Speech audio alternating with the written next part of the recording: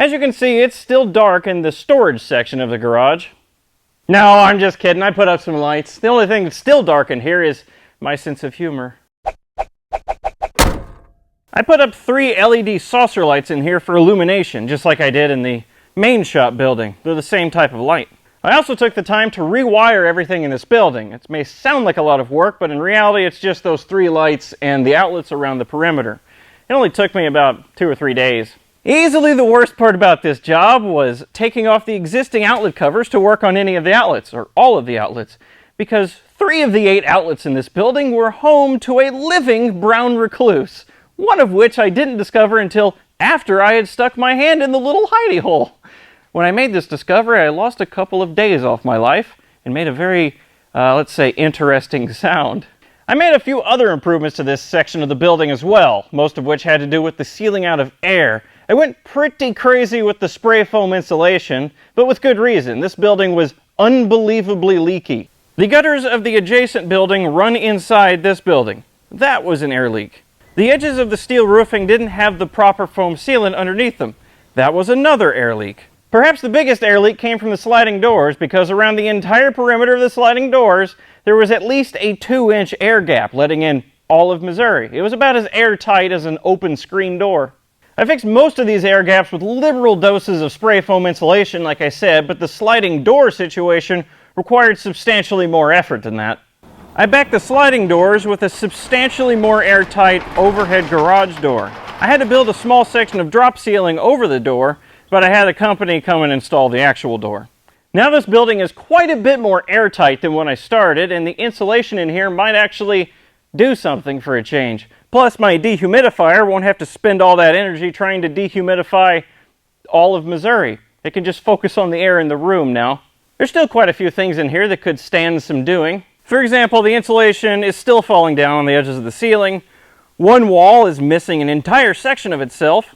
The insulation around the walls is shredded, hideous looking, and probably crammed full of spiders. And there's some other things that could stand doing, but all of these fixes can wait, because 1, they're mostly cosmetic, and 2, money's a little tight after doing all of these repairs, kind of all at once. Like this door that's behind me, it wasn't exactly cheap. Anyway, the main thing I'm sure you came here for is all the work that I've done to the main shop area, not some silly storage barn. Check out my new garage door. Yeah. The old one was completely falling apart and had to be replaced, so I got a new one. This is the second of the 2 commercial overhead doors I had installed. I still have a third door to be replaced, but I'm holding off on that one until I can afford it more. That third door doesn't matter that much because it just opens up to the pit, so I couldn't even use it unless I wanted to drive one of my cars off a short cliff. Inside the main shop is where most of the work happened. You may remember the old office that was off to the side. Well, that was one of the first things to come down. What was fascinating about this room was that the main choice of building material appeared to be the brown recluse, and I handled each one I found with poise and grace. I need El Torcho. The teardown technique I chose for this room was to start from the walls and work my way down, so I could have a spectacular roof collapse when I got to the end. While the camera placement wasn't great, I wasn't disappointed.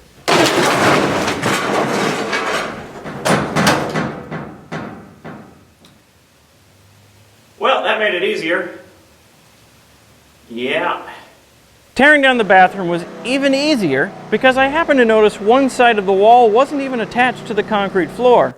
So I got out the ratchet strip, walked down to the pit, and started tugging on it. I didn't exactly know what would happen, but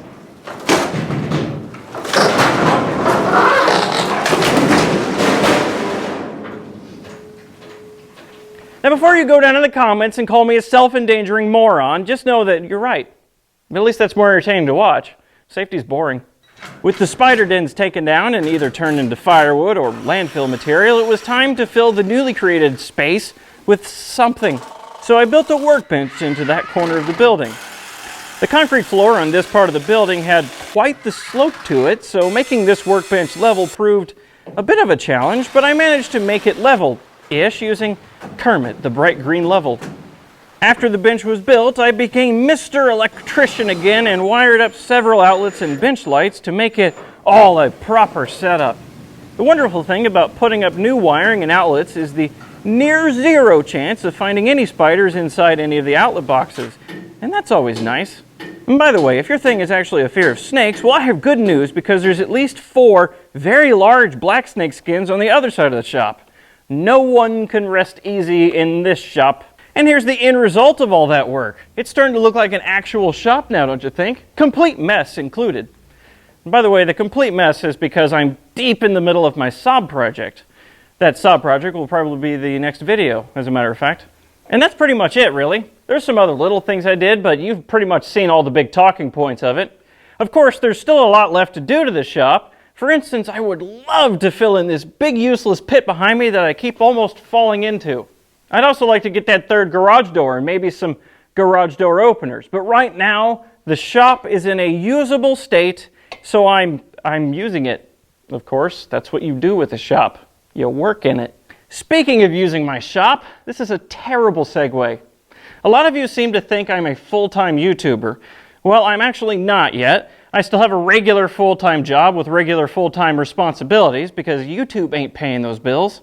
This full-time job is why I've chosen the every other week video release schedule because that's just about all I can manage while still maintaining a consistent release schedule. And you better believe that I am dedicated to that release schedule now. No more long-term disappearance breaks for Mr. Aging Wheels. By the way, my name's Robert. Well, that is, unless I have a really good reason to miss a video release, like, I don't know, I'd take the Trabant out on the interstate and get turned into aging dust. That might delay videos by a bit. With all of that in mind, if you like what I'm doing and you want to support Aging Wheels, I've just started a Patreon page. Of course, there's no obligation, and if I do happen to slip from my video release schedule, I'll be pausing that account because it's just not right to charge people for nothing. And as always, I have Aging Wheels merchandise like this Smoking is Cool Trabant shirt. The links to both of those things can be found in the description below. Now before I go, I hope this won't be too sappy, I wanted to extend a sincere thank you to all of you. Because of your support, this thing I'm doing has started to feel like a real, viable thing instead of just some silly YouTube videos I make on the side. And the prospect of this turning into more is so very exciting. Now, I know I'm a sarcastic idiot most of the time, but I do really mean that. Thank you all for watching, for sharing, for subscribing, doing all those things that have helped me out and will continue to help me out.